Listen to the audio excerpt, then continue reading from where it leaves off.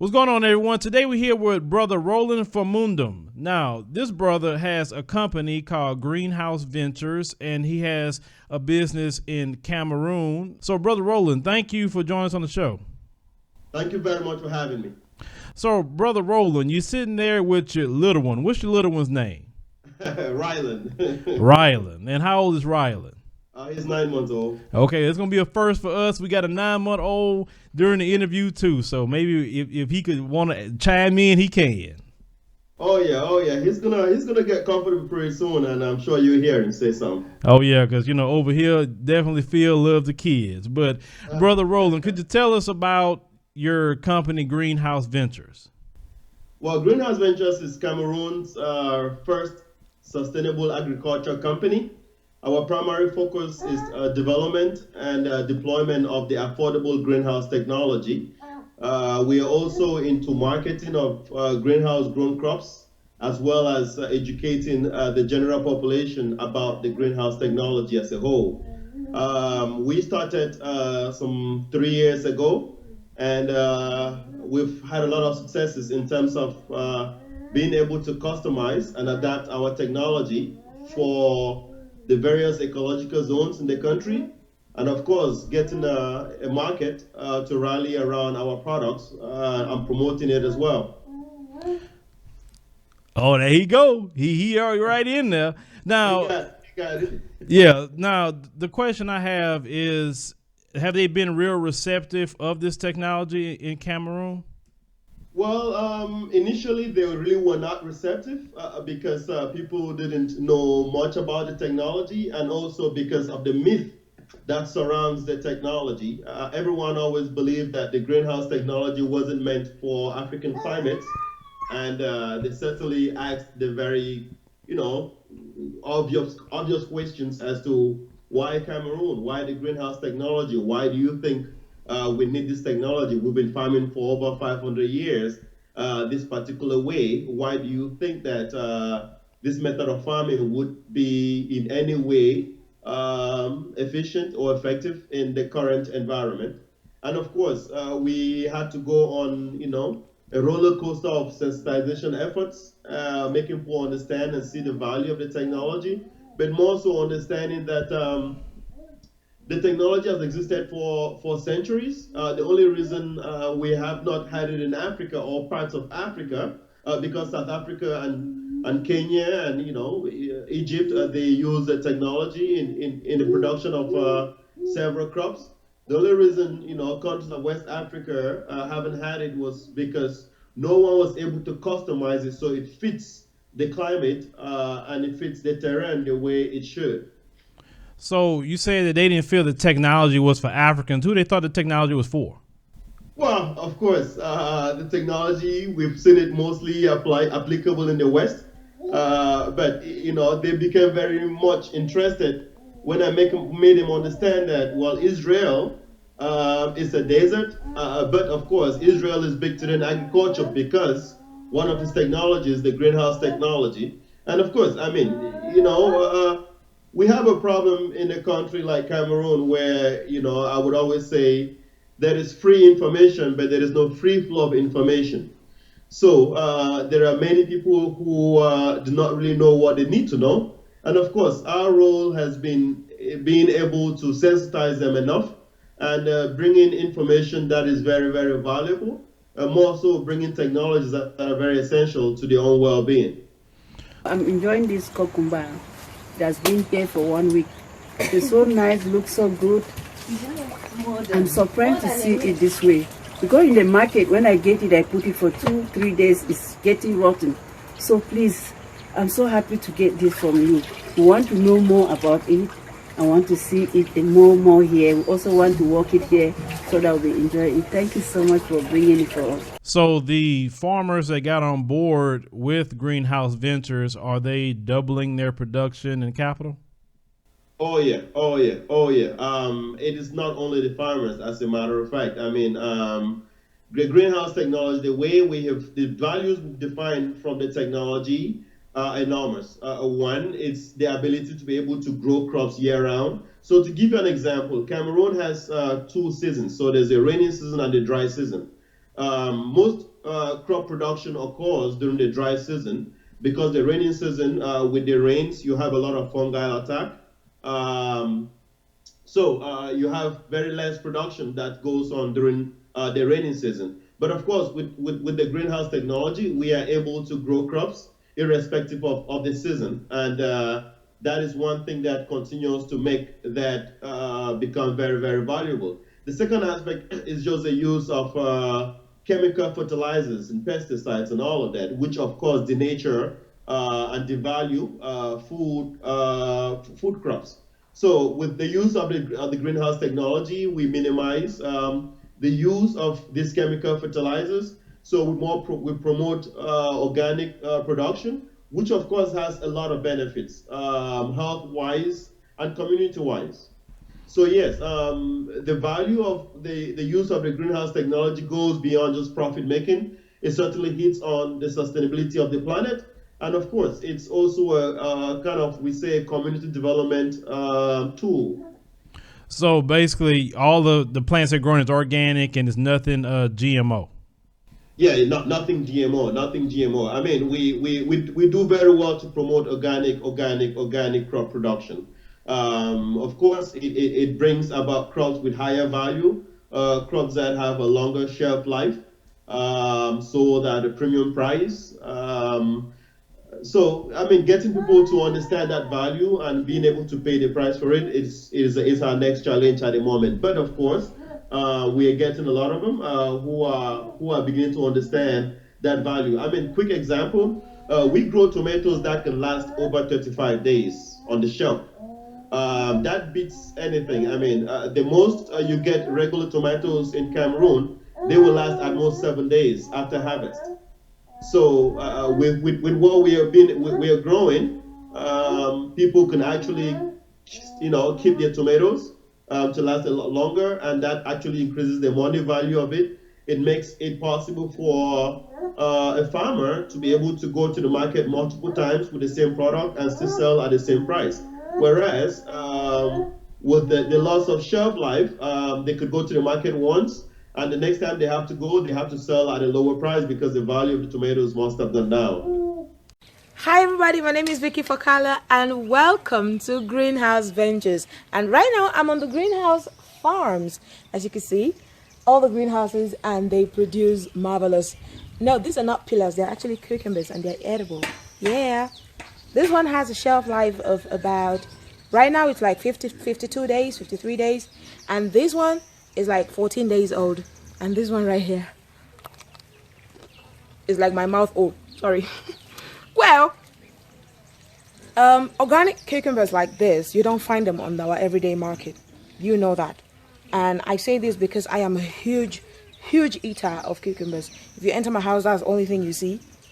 If I tell you this tastes better, it does. Not all the junk, artificial, or I don't know how to call it, fertilizer pumped up vegetables you find on the markets. This is different. It's crunchy, it's tasty. Okay, eating this one, you'll feel like you're actually eating watermelons and not just cucumbers. They usually have some kind of boring taste, but this is not it. This is what you know. This is how you know that you're eating a really good cucumber. Like, and my mouth is full, but I don't care. Thank you very much, Greenhouse. If we have cucumbers like this and vegetables like this on our market, we're going to live healthy lives. Trust me. We're going to live like... I'm done. So done. Thank you very much. And I'm taking these ones home with me. My babies, starting today. Sorry, babe. Bye, yeah. On bringing in this new technology, you have longer shelf life with food. Are more people eating now than before? Yes. I mean, unfortunately, we have not yet reached the scale to supply mass markets. As a matter of fact, our handicap right now is meeting up the demand. We have a very huge demand for the technology. We have a very, very huge demand for the food crops themselves. And we have a very huge demand for people who just want to learn what we're doing. So, I mean, we are actually in a scale-up phase at this very moment. And our goal is to be able to grow enough produce so we could actually meet up, first of all, meeting up local demand before even looking at the regional demand. I mean, as of right now, we're still ignoring the international demand, but We are hopeful that within 3 years we can also start meeting demands from international markets. So let me ask you a question. With Greenhouse Ventures, are you doing anything else on the U.S. side? Not really, because our primary focus has been in Cameroon. What we are looking to actually do on the U.S. side is being able to engage universities and individuals in a cross-cultural learning aspect, where we can engage populations from here who will be able to travel to Cameroon, engage with local populations in the development of other technologies. If you would understand, my background is in technology development. And the way I came up with the greenhouse technology was being able to identify technologies that have existed or been useful in other places and make them more applicable in Cameroon. So my target with the greenhouse technology and being able to engage the US population would be finding ways we could engage universities and students from these respective universities who would be able to travel to Cameroon, engage with students in Cameroon, and be able to come up with solutions such as the greenhouse technology that are very essential for the well-being of target population in respective communities. Yeah, because there's a lot of Black Americans that say, I would definitely like to travel to an African nation to get involved with different things. And I think that's a good thing if you approach, certain people and ask them if that's what they want to be a part of. So if a Black American travel over there and they get to Cameroon, what would be the program that they would go about, engaging the people and stuff like that? First of all, I want to applaud you are very specific when you talk of Black American. It is very, very important because when a typical Cameroonian wakes up in the morning and looks out of their window and identifies a Black American who left America, left the comfort of the US to come to Cameroon for any type of work, it is very, very important. It paints a different image with respect to if you had more of a white American who was out there. Why I say so is because the perception as to what the West does for us has been taunted a lot, where most people would end up feeling that, oops, I'm on an interview, where most people would feel that you would only have, a white person being able to do, kind of some volunteering type of work in Cameroon. So yes, I think the aspect of being able to engage a platform where you can have Afro-Americans travel to Cameroon for some exercise as such would be very, very important. I mean, of course, on that note, what we tend to do is creating a program that, one, can engage them in a very, very sustainable manner. It's a two-way lane. If they could afford the airfare, then we can certainly come halfway where we can provide them with host families to host them and kind of engage in a model what we consider voluntarism. So for the total time that will be spent in Cameroon, 50% could be spent on working on a particular project site, and the other 50% could also be, kind of cultural immersion, where they get to learn about the country, learn about the people, travel places, and I think it's a win-win. It's a win-win opportunity that we're looking to cement. A lot of Black Americans, we all need to get our passports because, a lot of us have our driver's license. We don't have our passports. And I think every Black American, need to travel to an African nation at least once. At least, see it for ourselves. And even my daughter the other day was telling me that, Dad, I want to go to an African nation and visit. And I'm like, as soon as you get 18, we get your passport. We're going to make sure that all this stuff happens. Hopefully we can get the whole family trip there. But I think we all need to see it. And there may be some people that want to volunteer. It is important. I mean, that connection with Africa and motherland, it's something that you cannot describe with words.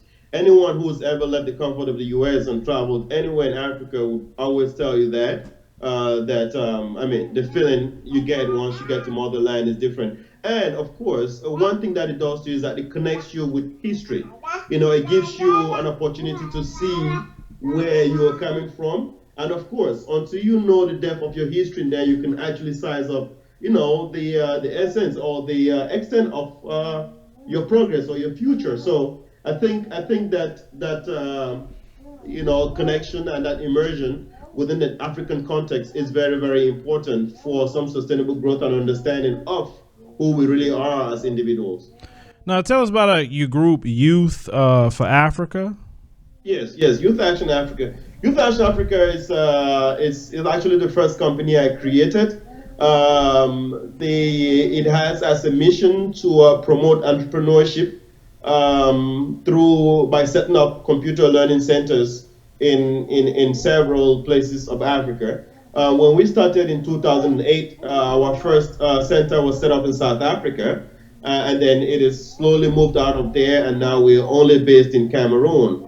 Well, it's a 501c3 tax-exempt organization, and we work with youths in several communities where we provide them hands-on training and capacity building as a means for them to become entrepreneurially oriented in their daily activities.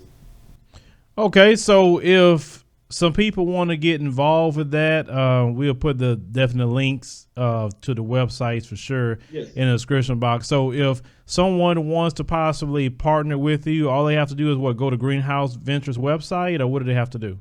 Yes, I mean, go to Greenhouse Ventures website. There's several tabs on how to contact us. My email as well, ceo@greenhouseventures.org or info@greenhouseventures.org. Same with Youth Action Africa. We have info@youthactionafrica.org. I mean, any of them would reach us. We have a Facebook page as well. We're on Twitter.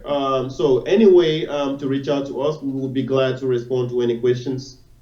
Now, for the people that we want to put out the information, because some of you, have been questioning, like, what could you do, or maybe certain travels, or shoot, you never know, take your whole family. Go over there and get immersed. And if, like say, if you can put your pennies together and afford it, they have, some airfares is not that bad, or you can just save your money to get to that point. But Brother Roland, we thank you for joining us on the show today, letting us know about Greenhouse Ventures, what it's doing, and producing good, organic, non-GMO foods, in an African nation, and that the farmers are getting on board. Thank you very much. Thank you for having me. It's been a pleasure, and I'm sure my little man, when he grows up to understand that he was on air with you guys, he would very much appreciate that too. All right, thank you.